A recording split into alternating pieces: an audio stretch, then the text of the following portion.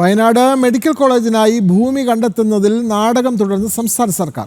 അമ്പകുത്തിയിലെ വനഭൂമി വിട്ടുകിട്ടില്ല എന്ന് വന്നതോടെ കുഴിനിലം പുത്തൻപുരയിലെ KSCBയുടെ സ്ഥലം ആണ് പുതിയ ലക്ഷ്യം. അതേസമയം സ്ഥലം കണ്ടെത്തൽ അനന്തമായി നീളുമ്പോഴും അടിസ്ഥാന സൗകര്യങ്ങളുടെ അഭാവത്തെ പഴി പറഞ്ഞ് പ്രാഥമിക ചികിത്സ പോലും ഇവിടെ നൽകുന്നുമില്ല. ജനങ്ങളുടെ കണ്ണിൽ പൊടിയിടുക മാത്രമാണ് ഈ സ്ഥലമേറ്റെടുപ്പ് ചർച്ചയിലൂടെ സർക്കാർ നടത്തുന്നതെന്ന് BJP ആരോപിച്ചു. സാധാരണ നമ്മൾ കാണും താലൂക്ക് ഓഫീസിൽ ആസ്പത്രിയിൽ നിന്നും ജില്ലാ ആസ്പത്രിയിൽ നിന്നും മെഡിക്കൽ കോളേജിലേക്ക് റെഫർ ചെയ്യും. എന്നാൽ മാനന്തവാടി മെഡിക്കൽ കോളേജിൻ്റെ പ്രത്യേകത ഇവിടുന്ന് ഹെൽത്ത് സെൻ്ററിലേക്ക് റെഫർ ചെയ്യുന്നു. മറ്റൊന്ന്, ഏറ്റവും കൂടുതൽ ഓട്ടോറിക്ഷയിൽ ആദിവാസി സ്ത്രീകൾ പ്രസവിക്കുന്ന ഒരു സ്ഥലമായിട്ട് മാനന്തവാടി മെഡിക്കൽ കോളേജ് മാറി എന്നുള്ളതാണ്. ഇതാണ് വയനാട് മെഡിക്കൽ കോളേജിൻ്റെ യഥാർത്ഥ അവസ്ഥ. മാനന്തവാടി ജനറൽ ആശുപത്രിയെ വയനാട് മെഡിക്കൽ കോളേജായി ഉയർത്തി ഒരു ബോർഡ് വെച്ചു. പക്ഷേ അടിസ്ഥാന സൗകര്യങ്ങൾ ഒന്നും ഏർപ്പെടുത്തിയില്ല. അതിനാൽ ഒരു റഫറൽ ആശുപത്രി മാത്രമാണ് Wayanad medical college. Medical college നിർമ്മിക്കാൻ സ്ഥലമില്ല എന്നതാണ് പ്രധാന പരാതി.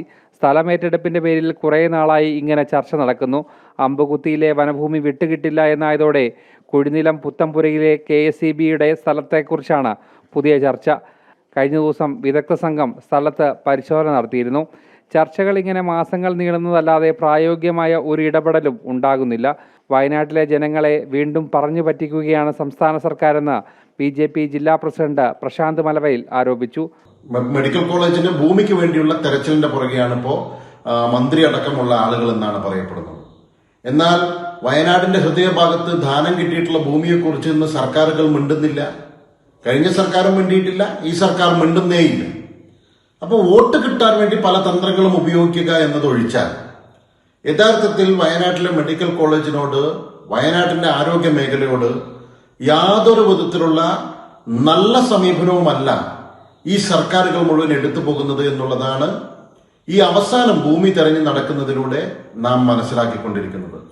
പകർച്ചവ്യാധികൾ പെരുകുമ്പോഴും മറ്റാരോഗ്യ പ്രശ്നങ്ങൾ ഉണ്ടാകുമ്പോഴും അത്യാഹിതങ്ങൾ സംഭവിക്കുമ്പോഴും വയനാടുകാർക്ക് ഇപ്പോഴും ആശ്രയം സ്വകാര്യ ആശുപത്രികളാണ്.